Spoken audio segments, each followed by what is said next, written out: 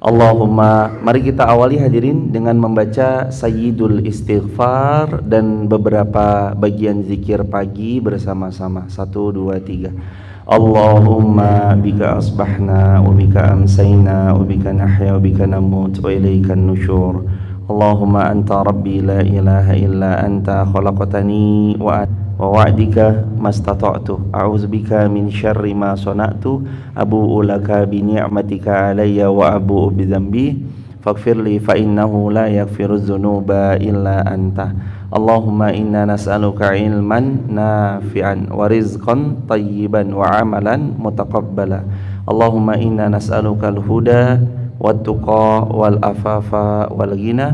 Allahumma inna na'udzubika min ilmin la yanfa' wa min qalbin la yakhsha wa min nafsin la tasba wa min du'ain la yustajabulah. Raditu billahi rabba wa bil islami dina wa bi muhammadin nabiyya wa rasulah.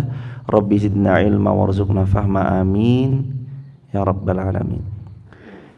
Sehat semua jemaah?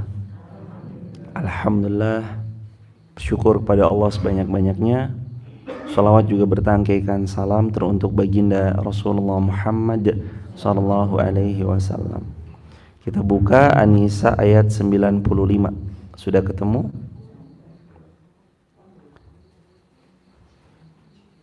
Buat sahabat di TikTok, YouTube ataupun Instagram bisa juga dibuka An-Nisa ayat 95. A'udzu billahi minasy syaithanir rajim.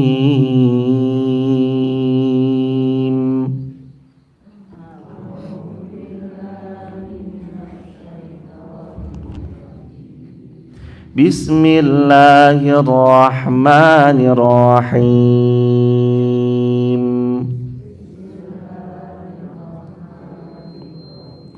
La yastawil qa'iduna minal mu'minin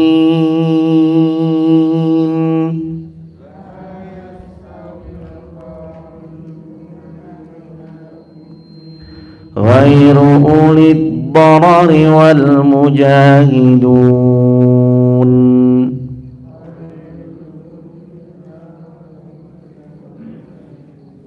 fi sabilillah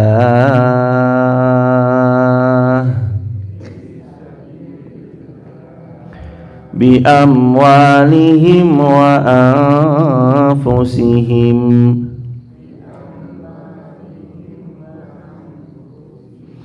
faddalallahu al-mujahidina bi amwalihim wa anfusihim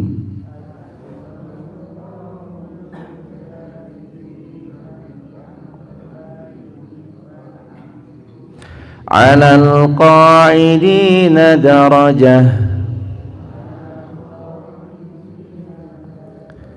wa kullan wa'adallahu al-husna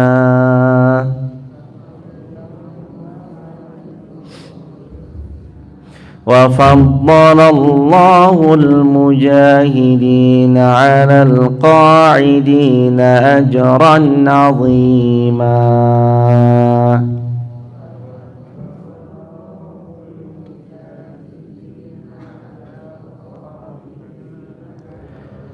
Darajatin minhu wa maghfiratan wa rahmah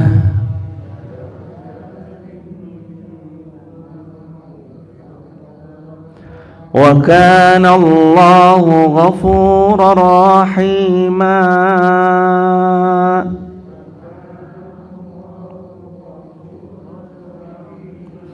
Innal ladzina tawaffahumul malaikah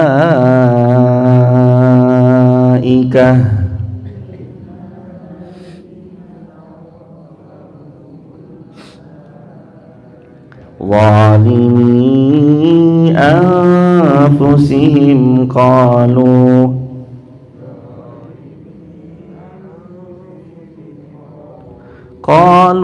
fima kuntum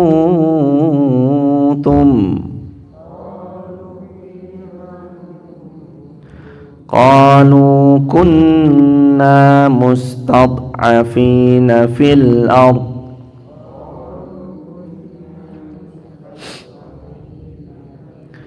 Qalu alam takun ardullahi wasi'ah.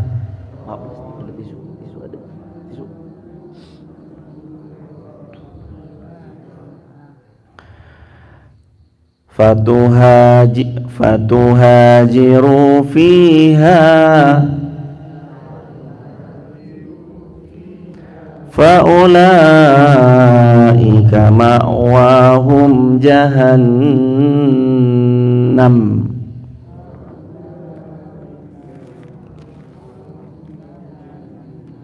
wasa'at masira.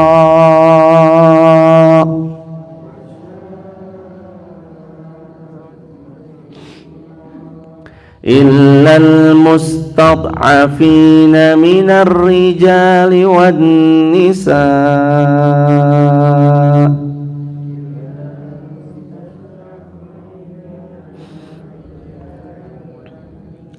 wal wildani la yastati'una hilah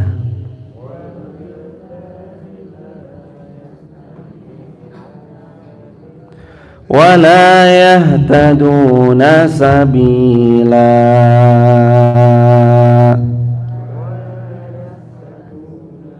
Terakhir, faulaika asallahu an ya'fu anhum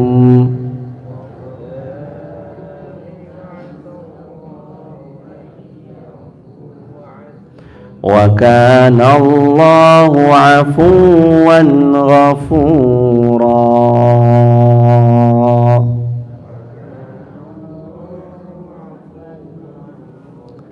Allahumma arhamna bil Qur'an. Semoga Allah rahmati kita dengan Al-Qur'an. Shadaqallahul azim. Ayatnya ayat yang ke-95. Artinya Allah berfirman, tidaklah sama antara orang beriman yang duduk, gak ikut berjuang, gak ikut berjihad, gak ikut bersungguh-sungguh dalam masuk ke medan pertempuran meninggikan agama Allah, tanpa mempunyai uzur syar'i, yakni halangan sesuatu yang dibenarkan dalam syariat, dengan orang yang berjihad di jalan Allah. Poin yang pertama, buat teman-teman TikTok, kalau punya kitab yang sama seperti ini, tafsir Al-Quranul Azim yang milik Al-Imam Ibnu Katsir rahimahullah, buka halaman 632.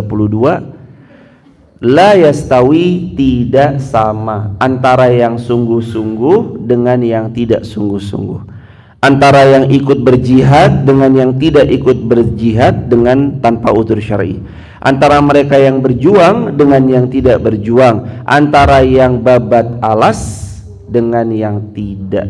Itu beda jemaah. La yastawi. Di antara para ulama membawakan ayat ini sebagai perbedaan derajat di antara orang-orang yang duduk-duduk tidak ikut berperang dengan mereka yang turut serta berperang, yang berjihad dengan yang tidak berjihad, yang sungguh-sungguh dalam beragama dengan yang tidak sungguh-sungguh di dalam menjalankan syariat. Beda. La yastawi, tidak sama.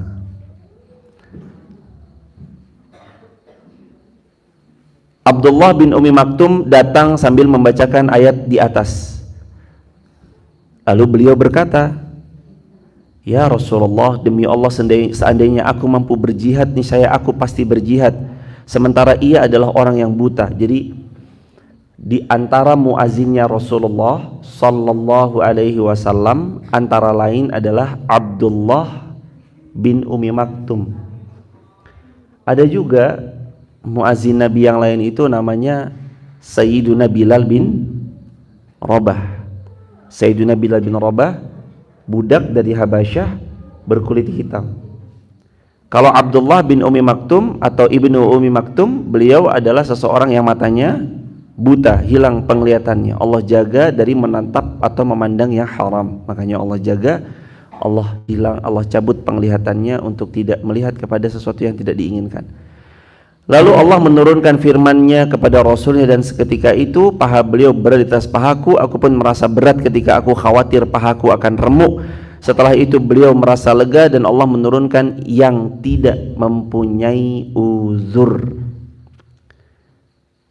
Jadi kan beliau buta matanya hadirin. Sayyidina Abdullah bin Ummi Maktum kan matanya buta. Sehingga beliau bilang pada baginda Rasulullah SAW, "Ya Rasulullah, saya mau banget ikut berjihad bersama Anda, membersamai teman-teman Anda ya Rasulullah. Tapi bagaimana ya Rasulullah, sungguh mataku dalam keadaan buta dan aku kesulitan jikalau aku masuk ke medan jihad."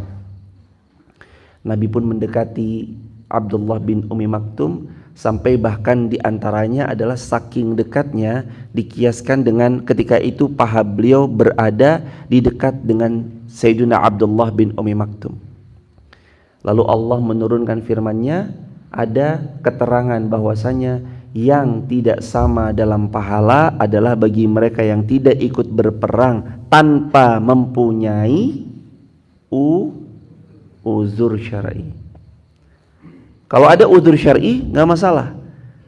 Hingga hikmahnya ini ya berlaku sampai hari kiamat, siapapun yang punya uzur ya nggak apa-apa aja mah. Hadirin nggak bisa sholat berdiri karena ada uzur, jamaah sakit sholatnya duduk, sah atau enggak? Nggak bisa duduk sambil tidur, sah atau enggak? Sah. Jamaah sujudnya nggak bisa sempurna atau duduk di antara dua sujudnya nggak bisa sempurna sehingga jamaah harus selonjorkan kakinya karena ada masalah persendian di kaki, sah atau enggak? Sah. Selama memiliki uzur syar'i. Kalau nggak punya uzur syar'i, tidak ada alasan yang dibenarkan, ya dia sehat, tidak sedang sakit, tidak ada alasan yang dibenarkan, baru terkena daripada ayat ini. La yastawi. Makanya diulangi, tidak sama antara mereka yang berjuang dengan mereka yang tidak berjuang. Ada 3 Abu sahabat Nabi. Yang pertama Abu Bakar, yang kedua Abu Sufyan. Yang satunya bukan sahabat Nabi, namanya Abu Jahal. Namanya depannya sama-sama Abu, tapi apakah mereka kedudukannya sama? Ternyata berbeda di mata Rasulullah SAW. Yang pertama Sayyidina Abu Bakar. Beliau adalah laki-laki dewasa yang paling pertama kali beriman, menemani baginda Nabi SAW. Hartanya habis untuk mensupport dakwahnya Nabi SAW, dan beliau termasuk orang-orang yang membenarkan Nabi SAW, bahkan di saat yang lain mendustakan. Makanya gelarnya adalah Sayyidina Abu Bakar As-Siddiq. Lalu ada lagi sahabat Nabi.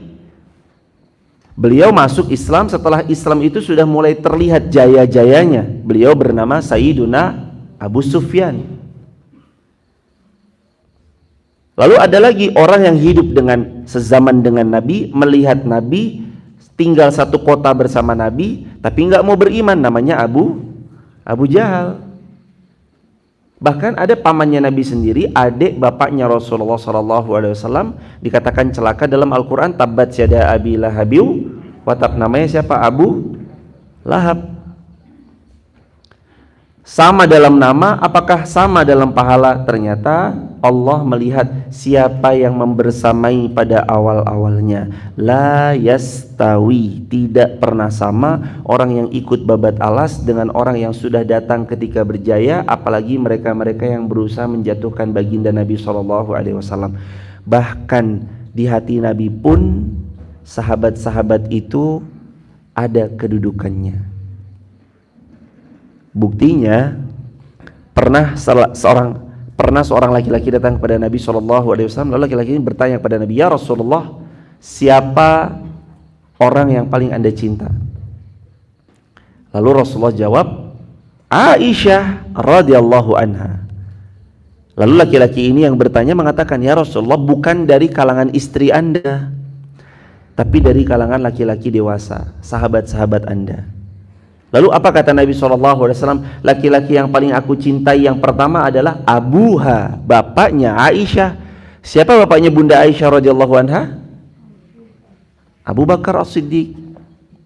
Bapaknya bunda kita, Bunda Aisyah istri Rasulullah, adalah Sayyidina Abu Bakar As-Siddiq. Jadi Sayyidina Abu Bakar itu ya mertua Nabi, ya sahabat Nabi.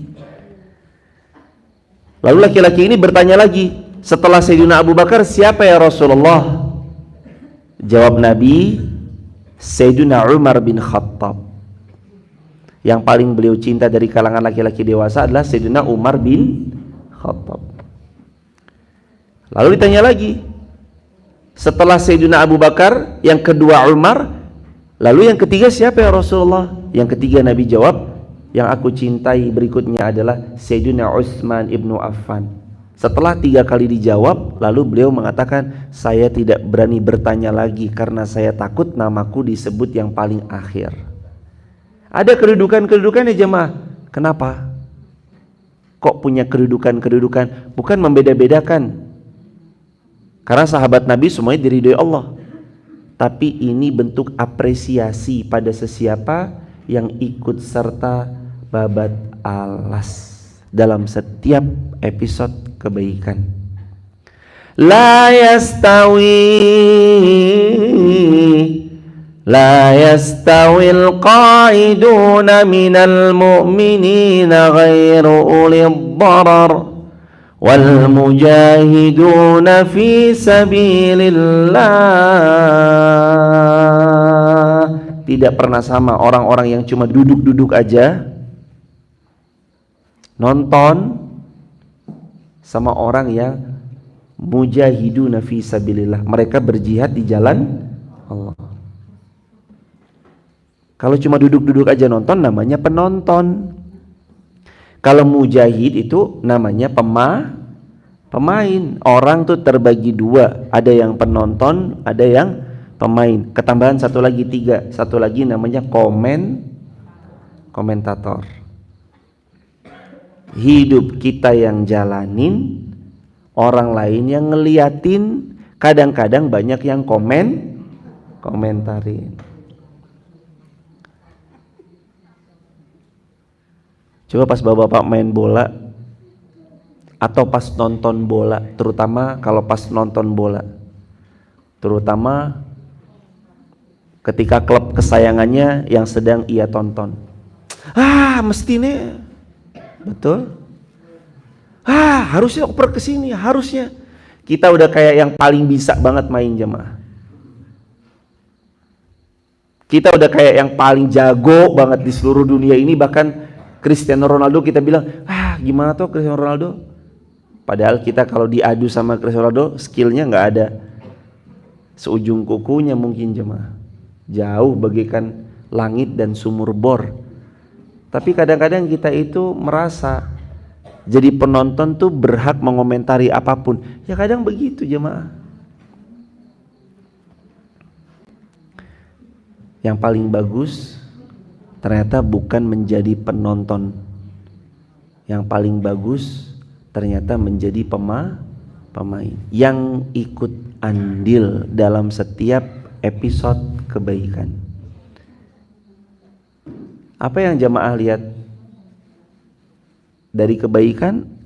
Ambil, ikut andil. Jangan dibiarkan dia lewat berlalu begitu saja tanpa ada peran kita di dalamnya. Apa yang kita mampukan, lakukan. Karena tidak pernah sama. Orang-orang yang meramaikan pada awal-awalnya, lalu dengan yang datang kemudian itu gak pernah sama. Orang yang ikut menitipkan pada saat awal-awalnya dengan orang yang sudah sangat banyak lalu kemudian menitipkan tidak pernah sama. Maka sebelum jamaah yang dirahmati Allah, semakin dan semakin seperti bola salju itu ibaratnya semakin membesar bolanya, maka ambil kesempatan ikut andil dalam kebaikan. Minimal Anda mendoakan, ya Allah mudahkan. Ada yang baik di sana, doakan. Ada yang baik di sini, doakan. Ikut peran. Kalau jamaah mengetahui besaran pahala orang-orang yang ikut babat alas, jamaah pasti mau menaruh saham terbaik di sana. Baik saham doa, baik saham harta, baik saham ilmu, ataupun saham yang lain. Karena jamaah tahu besaran pahalanya. Jamaah ngasih. Ternyata jadi dengan pertolongan Allah, dipakai tempat itu sebagai sarana prasarana untuk berbuat kebaikan, entah itu sholat, entah itu ngaji, entah itu SD, entah itu apapun itu, terus ngalir pahalanya.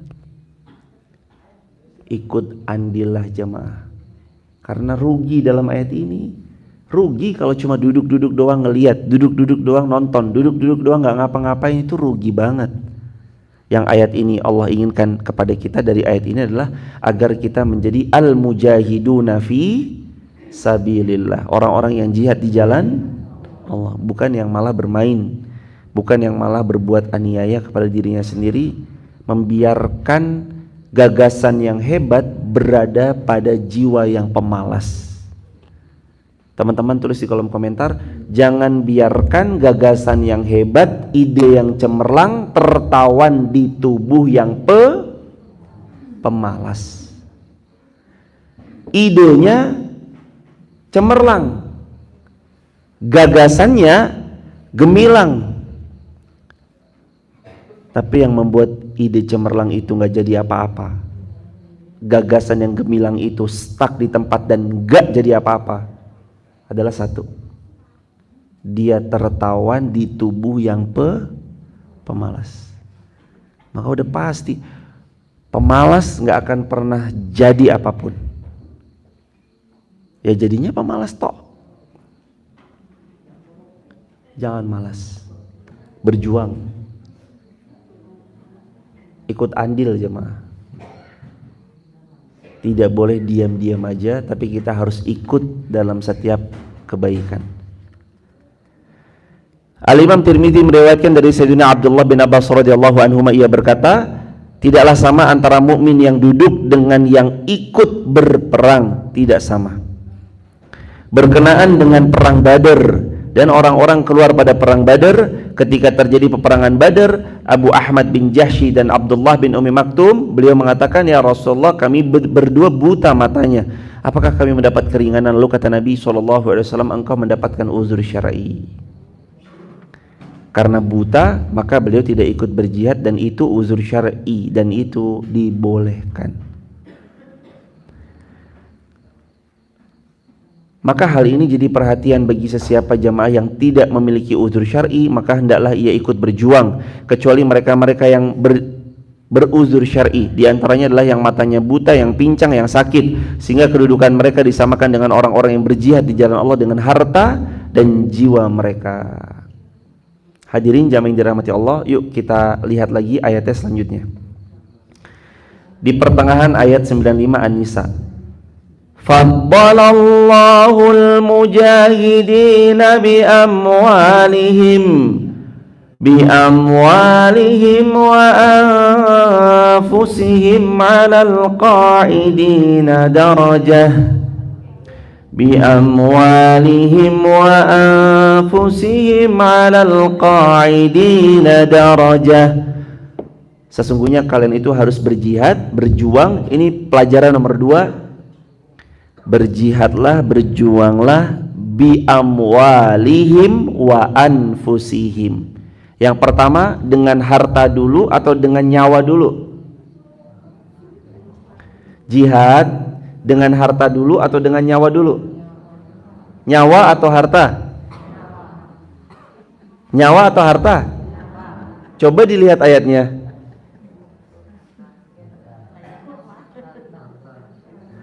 Bi amwalihim wa anfusihim. Hendaknya kalian semua berjihad. Yang pertama, bi amwalihim, dengan harta. Ternyata kita berjihad itu bukan dengan nyawa dulu jemaah. Bukan dengan nyawa dulu. Jihad itu bi amwalihim. Yang disebut semua ayat menyebutkan bi amwalihim, berjihadlah dengan harta, wa anfusihim, kemudian dengan nyawa. Jadi yang namanya berjuang itu belum dulu dengan nyawa. Yang namanya berjuang itu dia ternyata dengan harta. Makanya menjadi penting ketika ada harta, walaupun 100 perak yang beliau keluarkan, tapi niat lillahi ta'ala, ibtigha'a mardatillah, Allah ridho sama beliau, Allah jadikan harta 100 perak itu berkembang besar. Yamhaqullahu riba wa yurbis sadaqat. Allah memusnahkan riba dan Allah menumbuh suburkan sodakoh, walaupun 100 perak, walaupun 1000 perak, walaupun 5000 perak, diniatkan karena Allah, sudah masuk dalam kategori berjihad. Dengan apa dulu berjihad? Harta. Baru setelah harta dengan pentingnya peran harta.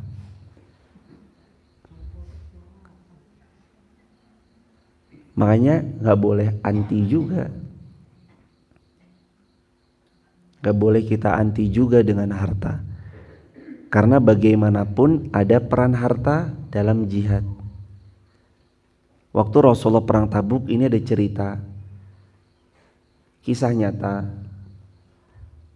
Jamaah bisa selengkapnya menyimak kembali dalam kitab Ashabur Rasul jilid yang pertama di bab yang ketiga.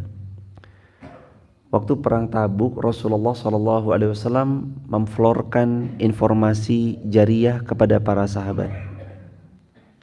Ayo, siapa yang mau nyumbang silahkan. Sahabat datang berbondong-bondong, ada yang membawa segenggam kurma, ada yang membawa satu karung, ada yang membawa belasan dinar, ada yang membawa ribuan dinar, dan ada yang membawa belasan ribu dinar. Datang terus kemudian Sayyidina Utsman bin Affan, ya Rasulullah, saya bawa 960 unta terbaik, plus pelana-pelana untanya, plus perbekalan untuk beberapa bulan ke depan. Dan saya datangkan lagi 40 kuda perang terbaik, plus pelana kudanya, plus perbekalan untuk beberapa bulan ke depan ketika para mujahid sedang berjihad. Yang satu kuda, satu unta harganya kurang lebih sekitaran kalau hari ini 1 M. Kali disedekahkan 1000 ekor. 1 M kali 1000 ekor. Berapa sedekahnya Utsman bin Affan? 1 T. Lalu diriwayatkan bahwa Sayyidina Utsman bin Affan datang kepada Nabi SAW membawa 11.000 dinar. 1 dinar 4 juta. Lebih bahkan hari ini. Kalau 11.000 dinar kali 4 juta, maka beliau belum selesai di 1 T sedekahnya Sayyidina Utsman. 1 T plus 44 miliar disedekahkan untuk menolong agama Allah. Peran harta gak bisa dipandang sepele. Zaman Nabi pernah ada riba, tapi karena peran hartanya Sayyidina Utsman dan juga diantaranya hartanya Rasulullah SAW, hartanya Bunda Khadijah, luar biasa ternyata jamaah. Peran harta bisa melindungi umat dari jerat-jerat riba. Kuat ternyata peran harta itu. Peran harta bisa menaklukkan kota Mekah. Makanya ada kisah di tahun 8 Hijriah, kisah Fathul Mekah, proses penaklukan kota Mekah. Salah satunya juga ada peran harta di dalamnya. Untuk kita berbuat baik, beramal salih, selain memang kita butuh tenaga, butuh kesehatan yang prima, selain itu kita juga butuh harta. Bukankah sekarang jamaah sholat ada peran harta di dalamnya? Jamaah datang ke sini, ada peran harta nggak? Oh enggak Ustadz, lah wong saya gratis sih jalan kaki. Lah tapi sholatnya pakai mukena dibelinya pakai daun hadirin. Ada mukena yang dibeli dengan harta, berarti perannya peran harta. Bapak-bapak pakai sarung dibeli juga dengan harta, pakai kopiah dibeli juga dengan harta, baju kokonya dibeli juga dengan harta, ini ada sejadahnya dibeli juga dengan harta, itu ada raknya dibeli dengan harta. Lawang masjidnya ini dibangun, ada peran harta di dalamnya. Maka kita melihat di ayat ini bahwa berjihad itu nomor 2, hikmahnya jihad adalah dengan 2 peran. Yang pertama peran harta dulu, baru setelah harta peran nyawa. bi amwalihim wa anfusihim, dengan harta, lalu kemudian dengan nyawa. Serahkan harta terbaik dulu. Mbah yai kita dulu luar biasa jemaah. Pondoknya kalau dilihat sekarang ya barokah. Tapi tahu nggak kita pengorbanannya dulu kayak apa? Di Jogja ada pondok besar, luar biasa besar. Beliau bangun lagi pondok besar lagi di Sedayu Bantul, namanya Mu'alimin Jogja. Kami mondok di sana 6 tahun, punyanya Mbah Yai Haji Ahmad Dahlan. Tahu nggak kita dulu Mbah Yai Haji Ahmad Dahlan santrinya berawal dari 3 santrinya jemaah. Nambah 4, nambah 5, sampai sekarang santrinya di pondoknya Mbah Yai Dahlan ribuan jemaah. Yarhamukillah. Tahu nggak kita perjuangan dulu Mbah Yai Dahlan bahwa beliau sampai menjual perabotan rumahnya supaya bisa tetap ngajar, beli kapur. Hadirin ini ya. Kalau zaman ini mungkin bukan untuk beli kapur ya jemaah, untuk beli paket data. Lah kan zamannya udah beda tuh jemaah. Zamannya Mbah Yai Dahlan belinya beli kapur. Kalau sekarang mungkin belinya beli paket data, beli kitab. Tapi itulah berjuang dengan harta. Setelah berapa tahun itu baru terus kemudian Allah titipkan makin dan makin luas manfaatnya. Padahal yang beliau pelajari satu tok. Ada banyak, tapi yang paling rutin sampai muridnya nanya, Mbah Yai, kita kok baca Al-Ma'un terus Mbah Yai, ini nggak selesai, sampai kapan Mbah Yai selesai? Mbah Yai Dahlan terus kemudian bilang, lah kamu sudah ngamalin belum? Belum Mbah Yai. Ya sudah, kita nggak akan pindah kitab, nggak akan rubah ayat, nggak akan ganti surat sebelum diamalkan. Lah kalau surah Al-Ma'un aja jadi pondok, PAUD, TK, SD, SMP, SMA, boarding school, pondok pesantren, universitas, rumah sakit, panti-panti. Satu surah loh bisa begitu hadirin, dengan pertolongan dan taufik dari Allah. Apakah itu semua hanya peran dengan nyawa? Tentu di awalnya sebelum nyawa beliau berperan harta. Mbah Yai Dahlan datang ke seseorang pengrajin meja. Mbah Yai Dahlan bilang, coba tolong buatkan saya meja sama kursi. Lo buat apa Mbah Yai? Buat biar pada ngaji, sekolah. Akhirnya dibuatkan meja, kursi. Apakah itu gratisan? Enggak. Dijual termos rumahnya, gelas, piring dalam rumahnya, ada perabotan. Lalu terus kemudian dibelikan untuk siswa-siswi yang belajar pada hari itu. Nama sekolahnya sekarang Mu'alimin Jogja. Nama dulunya Kwek School. Karena pada hari itu adalah pada zaman Belanda. Dulu nama Mu'alimin Jogja itu namanya Kwek School. Waktu berjalan jemaah, ternyata Allah berikan taufik, selama kebaikan yang dituju, Allah yang menjadi sponsor utama kebaikan-kebaikan itu. Maka kita juga harus yuk jemaah, ayo kita berjihad, bukan cuma dengan nyawa, tapi yang paling peran utama ternyata dalam sebutan Al-Quran adalah bi amwalihim wa anfusihim. Pertama yang disebut itu ya harta dulu, sebelum dengan jiwa atau nyawa. Itulah peran harta.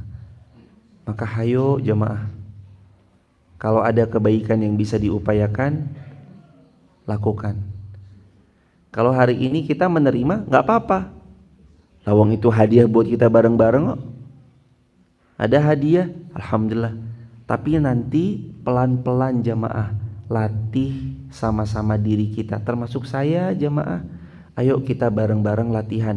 Tangannya Sesekali ya di bawah pernah kita menerima hadiah, tapi nanti juga pernah juga kita memberi, tangannya di atas. Saya nggak punya apa-apa, 100 gelo, ya nek 100 gelo punya, nggak apa-apa. Lah saya nggak punya 100 gelo, nek 25 perak, lu nggak apa-apa jemaah, cemplungin aja, niat karena Allah. Allah tahu nggak sesiapa yang dia memang punyanya cuma 100 rupiah mentok? Allah tahu. Allah tahu semuanya. Berjuang untuk agama Allah, bukan untuk siapa-siapa. In ahsantum ahsantum li anfusikum wa in asatum falaha. Kalau kita berbuat baik, kebaikan itu untuk diri siapa? Diri sendiri, bukan orang lain, bukan pihak lain, bukan siapapun, tapi untuk kita bersama-sama. Ikutlah dimanapun jamaah tinggal, ikut andillah. Di Seribit lagi bangun TPQ, lagi bangun sesuatu, ikut andil. Masjid ikut andil. Masjid Maf kemarin ngirim beberapa truk pasir, dump truk untuk pembangunan di Seribit. Ikut andil, kita ikut andil, ayo bareng-bareng. Bismillah, jamaah di Seribit lagi bangun TPQ, lagi bangun sesuatu, ikut andil. Kami ikut andil. Lah saya nggak bisa bangun satu, saya nggak bisa membangun sampai tinggi, saya cuma bisanya nyumbang setengah sak semen. Satu saknya 70.000, setengah saknya 35.000. Ikut andil. Lo eman-eman lo jamaah, itu mah pasti jadi. Jamaah mbok merempok pasti jadi. Tapi kalau jamaah nggak ikut, rugi. Lawang masjid ini didiemin aja pasti insya Allah jadi. Lawang ini rumahnya Allah jamaah. Afdolul bilad fil ardi masajiduha. Sebaik-baik tempat di atas muka bumi adalah masjidnya Allah, milik Allah. Masjid milik Allah, bukan sekelompok, bukan satu ini, satu itu, bukan. Masjid miliknya Allah. Didiemin, Allah yang akan menjadikan. Ini miliknya Allah. Tugas kita ikhtiar, ikhtiar, ikhtiar. Tapi rugi kalau sampai jadi udah selesai kita nggak ada saham di dalamnya, nggak ikut harta di dalamnya. Ruginya di siapa? Kita sendiri, nggak ikut. Yang untung siapa? Yang untung adalah beliau yang sudah sejak babat alas, bahkan pada saat pembebasan lahannya sudah ikut andil. Wah itu bablas pahalanya, ngocor terus jemaah. Makanya Allah berfirman, berjihadlah bi amwalihim wa anfusihim. Hartamu itu loh, ajakan jihad. Makanya motor dipakai buat ngaji, biar nanti pas motornya bersaksi, keterangannya yang enggak jalan-jalan terus. Hei motor kemana? Pasar Kretek. Motor bawa kemana? Pasar Binangun. Motor pakai kemana? Rita. Motor pakai kemana? Jalan-jalan neng alun-alun. Lah sampai-sampai ditanya, lah ini motor nggak ada apa keterangannya ke masjid? Ada. Sekali dan terakhir. Untuk apa? Mensolatkan jenazahnya. Sayang toh jemaah, motor ya dibawa ngaji. Itu namanya menunggangi harta untuk ikut serta berjihad di jalan Allah. Berjihad. Subuh-subuh ini lagi berjihad jemaah. Ngaji itu yo jihad. Live streaming itu yo jihad. Nyatet itu loh yo jihad jemaah. Jamaah nanti sama-sama pulang mensyiarkan sama yang lain, diajakin ya jamaah tetangga-tetangganya, ibu nek pulang nanti insya Allah ada hadiah, ini hadiah buat kita bareng-bareng. Lawang saya juga dapat hadiah itu buat kita bareng-bareng. Nanti pelan-pelan alhamdulillah dapat hadiah, datang lagi sesekali, saya tak nitip 500 perak, 1000 perak. Latihan tangan kita gantian, kita sesekali nerima, sesekali juga kita memberi. Berjihad dengan apa yang pertama? Harta. Yang kedua dengan nyawa. Jadi yang paling utama jihad itu dengan harta. Libatkan hartanya, bawa buat ngaji, pakai sodakoh, itu libatkan harta jemaah. Apalagi hari Jumat. Tidak sama sedekah di hari Jumat dengan hari-hari yang lain, karena hari Jumat sayyidul ayyam. Kata Rasulullah sallallahu alaihi wasallam, ja'ala lakumul 'idan yaumul jum'ah. Dijadikan untuk kalian adalah hari raya Id pekanan. Hari raya Id pekanan kita adalah yaumul jum'ah, hari Jumat. Hari Jumat hari spesial. Sedekah di hari Jumat sedekahnya nggak sama daripada sedekah di hari lain, karena sedekah ini sedekah yang spesial. Wa kullu wa'adallahu husna. Dan Allah menjanjikan, nomor 3, Allah janjikan sesiapa yang jihad dengan harta kemudian dengan raganya, Allah janjikan dengan syurganya Allah. Wa kullu wa'adallahul husna. Allah pastikan Allah akan memberi pahala yang besar buat dia. Pahala besar itu adalah syurganya Allah.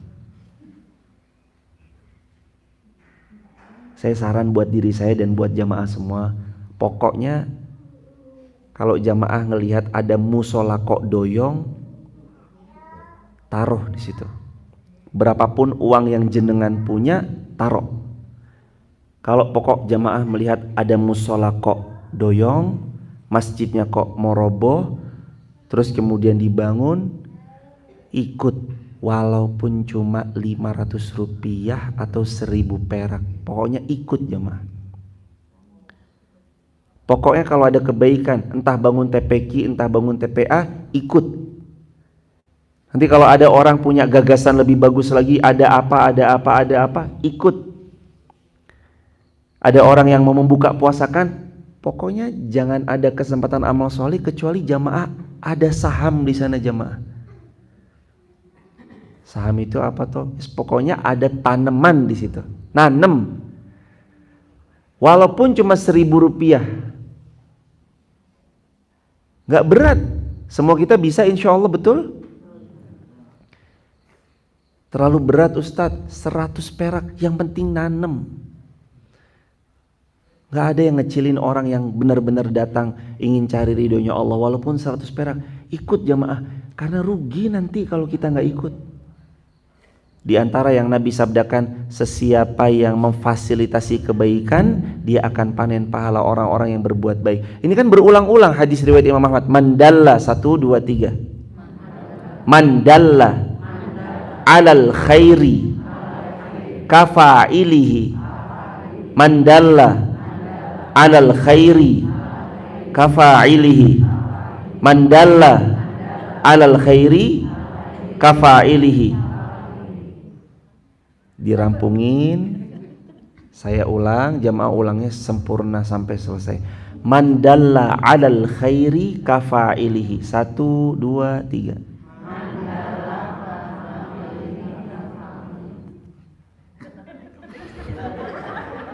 Langsung hafal ya, wajar ya mah.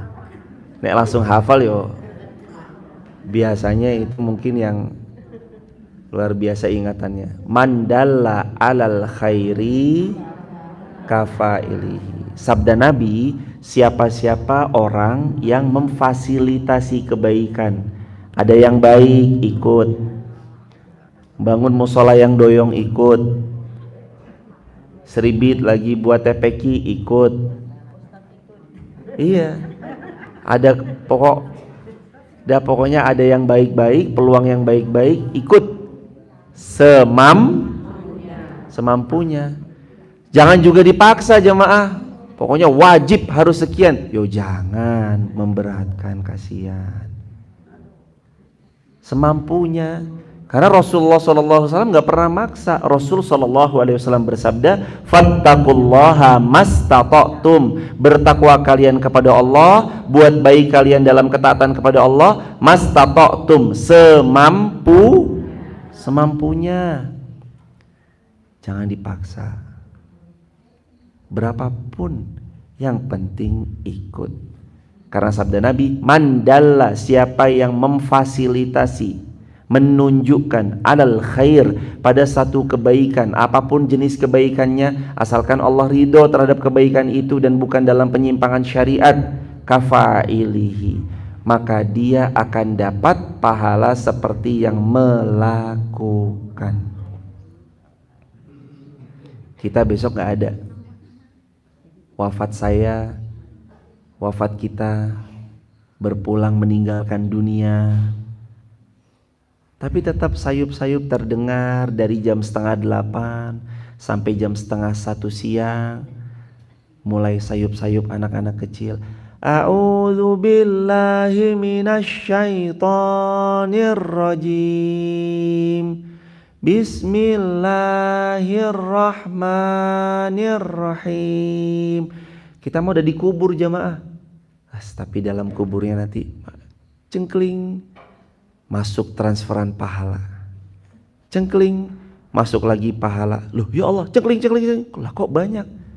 Dari santri-santri penghafal Quran yang dulu kamu titip bangunan TPA, TPQ, kelas-kelas, masjid-masjidnya, kamu ikut naruh sumbanganmu di sana, itu jadi pahala jariah untukmu. Kata Nabi gitu toh, idza matal insan in qata amalu illa min salas, besok kita wafat meninggal semuanya, in qata, semuanya terputus, illa kecuali min salas, dari 3. Yang pertama sedekah jariyah, yang kedua ilmu yang bermanfaat, yang ketiga anak soleh yang mendoakan. Nah, anak soleh itu apa ya? Harus anak kandung. 5 kata ulama, anak kandung ini yang paling prioritas. Anak angkat, anak tiri, anaknya orang yang kita didik atau murid. Yang kelima, pihak lain yang tidak kenal kita tapi setiap waktu menggunakan fasilitas kita, berbuat baik karena dulu kita pernah bangunkan, itu ngalir deras jariah buat kita. Wajahidu bi amwalikum wa anfusikum, berjihad untuk agama Allah, yang pertama dengan harta, baru yang kemudian yang kedua dengan nyawa. Ikut andil, ikut jemaah, jangan gak ikut. Eman, yang rugi siapa hadirin kalau gak ikut? Diri kita sendiri. Dan pahalanya nomor 3, Allah ganjar buat mereka yang punya kebaikan, ikut andil dalam kebaikan, Allah ganjar dengan syurganya Allah.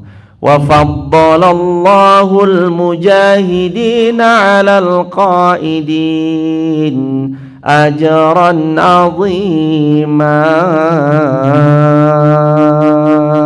Dan Allah melebihkan orang-orang yang jihad, juang sungguh-sungguh untuk menolong agama Allah dengan mereka yang cuma jadi penonton, duduk-duduk tok, ajran 'azima. Allah kasih pahala yang besar. Maka milih jadi penonton apa jadi pemain? Pemain atau komentator? Ikut jadi pemain. Jangan nonton tok, ikut jadi pemain. Jangan cuma komentar tok, ikut jadi pemain. Jamaah nanti lagi panen, alhamdulillah lah kok panenannya banyak, turah-turah. Bawa ke sini sekarung, 2 karung. Hari Jumat, saya tak nitip nggih Mbak, ini baru panen jagung, saya tak nitip sekarung, 2 karung. Titip aja jemaah. Ini ada minum. Bismillah, kalau diminum, air ini masuk ke dalam tubuh. Masuk ke dalam tubuh, ada yang jadi bagian dari tubuh, ada yang menjadi daging karena nanti makanan kita diolah, salah satu bantuannya itu aspeknya air, ada yang jadi darah, dari sinilah jadi energi. Energi ini bisa pakai beramal salih. Maka kalau kita minum, ngasih makan orang, minum orang, insya Allah beliau beramal saleh, kita panen pahalanya. Ibu itu ada terong, tahu tempe, sayur mayur, monggo dibawa. Nanti ada telur kemarin, itu telur dari jamaah MT Amanah atau MT apa gitu dari Jogja. Kemarin dapat tamu sekitar 2 bis dari Jogja. Namanya MT dari Jogja, MT Amanah atau MT apa gitu namanya, saya agak lupa. Beliau ngasih 3 peti telur nitip buat besok Jumat. Itu saking jamaah, saking pol pinginnya ngeliat kita bareng-bareng pulang ada hadiah. Gak apa-apa jamaah, nitip. Besok jamaah panen sesuatu, kalau emang ada titipin aja. In ahsantum ahsantum di anfusikum. Semua kebaikan nanti kembali pada diri sendiri. Lah saya belum, gak apa-apa, belum ya gak apa-apa jamaah. Jalan terus pokoknya. Insya Allah semua sama-sama dapat barokahnya. Ini keutamaan kalau orang ikut berjihad dengan mereka yang cuma jadi penonton. Beda derajatnya, beda pahalanya. Ayat 96, yaitu beberapa derajat daripada serta rahmat daripada Allah. Maksudnya orang yang ikut berjihad Allah tinggikan derajat, orang yang ikut berjihad Allah muliakan beberapa derajat, dan dapat ampunan Allah dan dapat rahmatnya Allah. Allah ampuni dosa-dosanya dan Allah Maha Pengampun lagi Maha Penyayang. Ayat 97, sesungguhnya orang-orang yang dicabut nyawanya oleh malaikat dalam keadaan menzalimi diri sendiri, para malaikat bertanya, kenapa kamu ini? Mereka menjawab, kami adalah orang-orang yang tertindas di bumi Mekah. Mereka para malaikat bertanya, lah bukankah bumi Allah itu luas sehingga kamu dapat berhijrah berpindah-pindah di bumi yang lain? Maka orang-orang itu tempatnya di nerakanya Allah dan mereka adalah orang-orang zalim. Mereka seburuk-buruk tempat kembali, Jahannam seburuk-buruk tempat kembali mereka. Walaiyazubillahi min dzalik. Kecuali mereka yang tertindas baik laki-laki maupun perempuan dan anak-anak yang tidak berdaya dan tidak mengetahui jalan untuk berhijrah, maka mereka itulah mudah-mudahan Allah memaafkan mereka dan Allah Maha Pemaaf lagi Maha Pengampun. Ada orang playing victim. Loh saya ini tertindas, lah padahal dia yang sering berbuat zalim. Loh saya ini korban dizolimi, lah padahal dia sendiri yang berbuat zalim nih. Ada orang-orang yang kadang modelan seperti itu, merasa tertindas padahal dialah pelaku kezaliman yang paling besar. Kalau playing victim gini, Allah tahu atau enggak jamaah? Tahu, Allah tahu mana yang benar korban, mana yang playing victim. Playing victim itu yang pura-pura jadi korban. Tapi kalau beneran terzalimi dia, lalu mohon ampun dia, beneran korban, Allah akan memaafkan kesalahan-kesalahannya. Allah ampuni dengan sebaik-baik pengampunan. Dah jemaah, pokoknya mulai hari ini, besok, lusa, seterusnya, ayo sama-sama saling mengingatkan. Pelan-pelan selama ini alhamdulillah kita sudah dapat rezeki yang lebih, ikut. Kalau belum, insya Allah ya Allah lapangkan rezeki semua jamaah Masjid Muhammad Al-Fatih. Rezekinya lapang, rezekinya barokah, keluarga sakinah mawaddah warahmah, anak cucu keturunan sampai kiamat makin sholih-sholihah. Kapan waktu tangannya mudah untuk sedekah. Ini mah soalan waktu jamaah. Ibu hari ini belum punya, besok bisa punya. Ibu hari ini qadarullah berjuang, besok anaknya sukses. Anak-anaknya ibu insya Allah sukses jadi orang semua. Doa-doa yang sama bapak-bapak pun demikian, anak-anaknya sukses jadi orang semua. Itu kan barokahnya seorang ibu yang tulus. Ngaji ya ngaji, sholat ya sholat, sedekah ya sedekah semampunya. Pokoknya kalau hidup kita baik, insya Allah Allah pun memberi yang lebih baik. Mungkin baiknya itu bukan terus harta ya jemaah, tapi baiknya tuh anaknya ya sholih-sholihah semua. Itu udah kebaikan loh jemaah. Lah karena ada harta-harta yang dicari tidak barokah, anak-anaknya tiba-tiba masuk penjara, anak-anaknya kasus. Karena rezekinya nggak barokah, makanya uang nih ya banyak ya alhamdulillah. Tapi yang jauh lebih penting belum banyak. Maksudnya banyak itu ya alhamdulillah. Tapi yang lebih penting sebelum banyak adalah barokah. Harta banyak alhamdulillah, tapi yang lebih penting dari sekedar banyak adalah barokah. Kejar barokahnya harta ya jemaah. Lebih baik 1 miliar berkah daripada 1 juta kurang berkah, betul? 1 miliar berkah daripada 1 juta tidak berkah. Lawang kita aneh-aneh sih jamaah. Mending mana 1 juta barokah atau 1 miliar tidak barokah? Yo mending 1 miliar barokah. Kan boleh. Seseorang itu minta terus sama Allah yang berkahnya itu loh yang diminta, berkah. Harta itu kalau berkah insya Allah. Tapi sekali lagi jamaah, sekali lagi tidak serta-merta dipukul rata. Wah anaknya dugal, pasti hartanya nggak berkah. Yo enggak. Nabi Nuh anaknya yang dugal jamaah. Beli ngepol anaknya Nabi Nuh. Anaknya Nabi Nuh Kan'an ya durhaka juga. Apa ya berarti kita tuduh Nabi Nuh hartanya nggak berkah?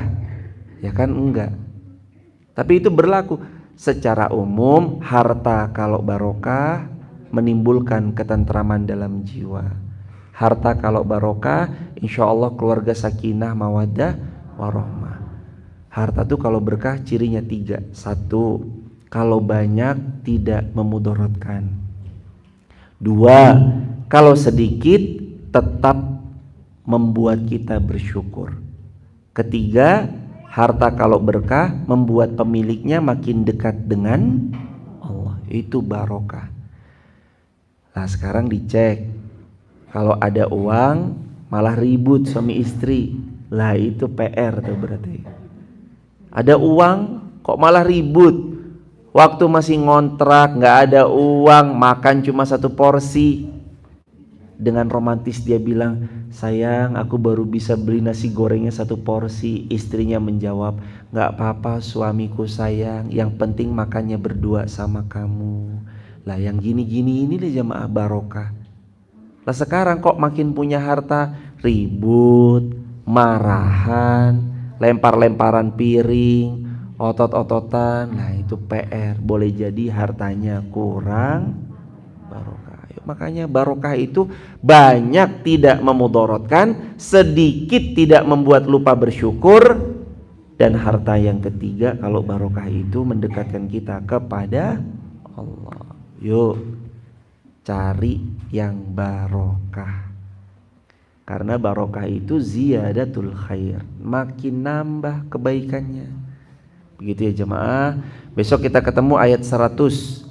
Ayat 100 kisah tentang 100 pembunuh kalau masih hidup. Hari apa? Hari Selasa. Hari ini kami ke Jogja nemenin gurunda kita bersama Ustadz Abdus Somad. Ada kajian Urip Iku Urup di Yogyakarta sama guru-guru yang lain, bersama Ustadz Salim Afilah juga, bersama ustadz-ustadz yang lain yang luar biasa. Acaranya di Jogja. Nek bisa berangkat ke Jogja monggo. Kalau nggak bisa ya live streaming. Hari ini hari Jumat izin habis kajian ini kami ke Jogja, acara Urip Iku Urup sampai Senin. Nanti insya Allah Selasa pagi kita ngaji lagi kalau masih hidup. Ingat ya jemaah, kalau masih hidup. Belum tentu kita ketemu toh. Boleh jadi ini pertemuan saya terakhir bersama jemaah, lalu kemudian saya wafat atau kita berpulang. Makanya ayo cari bekal sebanyak-banyaknya. GSM, golek sangu mati. Kita cari bekal sebanyak mungkin untuk berpulang kepada Allah Subhanahu wa taala.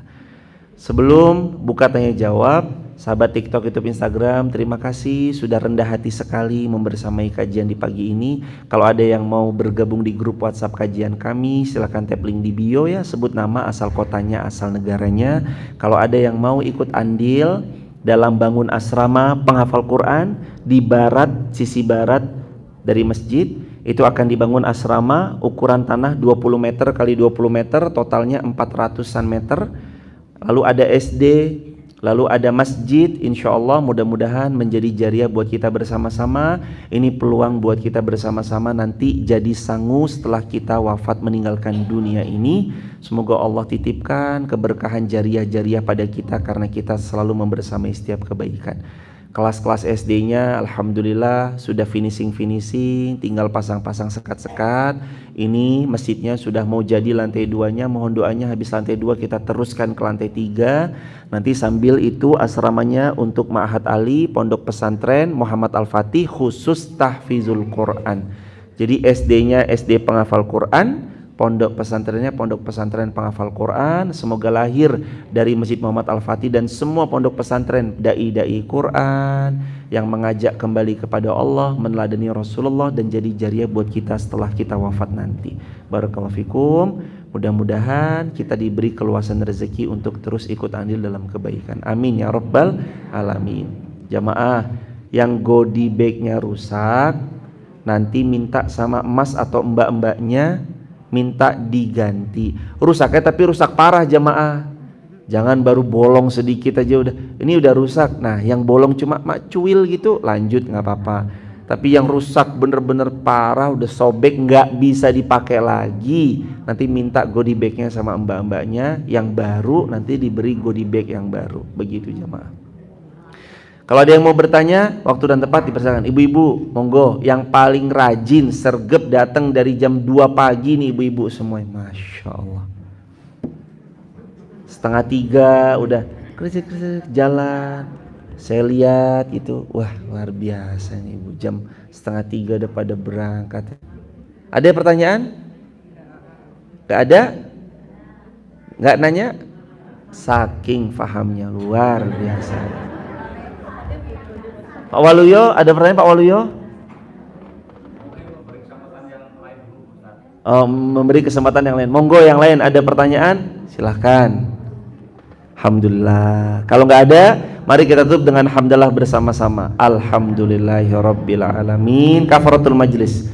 Subhanakallahumma wa bihamdika asyhadu an la ilaha illa anta astaghfiruka wa atubu ilaik.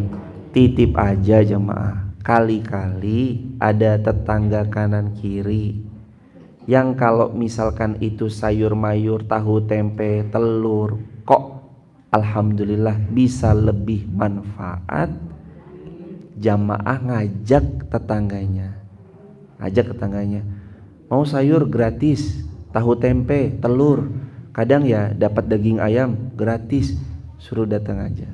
Berangkat ngaji, datang subuh, sholat subuh di sini, habis subuh kita ngaji, habis ngaji kita sholat syuruk, habis sholat syuruk kita makan.